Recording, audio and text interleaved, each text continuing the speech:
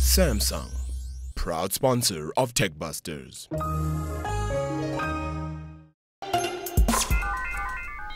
Well, we shot that last week before I'd had my haircut, as you can see, obviously. I hope you didn't pay for that haircut. Bad hair day every day of my life. Anyway, amongst other things, Justin Spratt, who you've probably realized is a good friend, is also a bit of a gadget fiend. And I've asked him to play around with these gadgets since he arrived in the studio an hour ago. So he's had a pretty good chance to see them offhand. And I'm going to ask you, as a sophisticated user, you're an iPhone user mostly, yeah.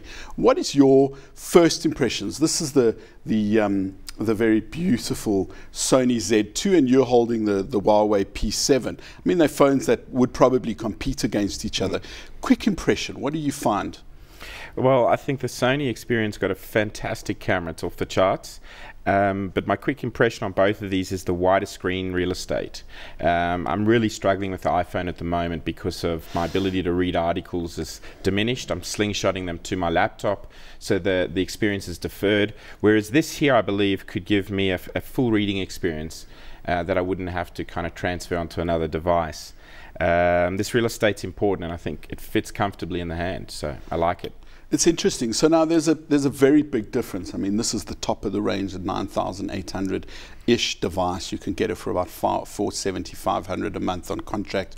That's a device that'll retail for $6,999. And Huawei, I think, have come a long way. You know, the P6 last year's phone was 6.8 millimeters. This is 6.5, and I think they've captured something that other manufacturers haven't. What they've done is put a really big front camera in the P7 so that you can take selfies, or what they call group fees. Interestingly, its back camera is also a Sony sensor with a 13 megapixel. This is a 20 megapixel. I mean, I just find Sony really is at the top of the smartphone market at the moment. One always has to say at the moment because it moves so quickly. You know, the S5 is no slouch whatsoever, but the power of the camera is what's so important to people. You know, people want to share stuff. Interestingly, what I find fantastic about this is how waterproof it is. I mean, it's you can drop it in a glass of water, and people say, "What's the use of that?" or "How does it work?" And I think it's pretty obvious. People make mistakes. Lots of people drop it out the back pocket in the toilet. So, yeah.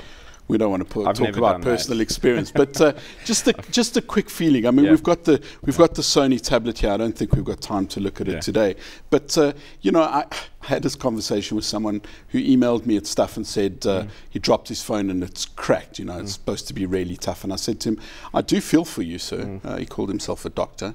I said, "But as an educated man, you should know that it's a slab of glass, a highly sophisticated slab of glass, any smartphone. But you know, drop any slab of glass and it's going to break." So it's unfortunate that we live in this age of these very beautiful devices that you have to put like a big rubber thing on, otherwise they're going to get damaged. It's a story of life. You have to have a big rubber thing on, otherwise, you know, you often have problems like stepping out in the rain.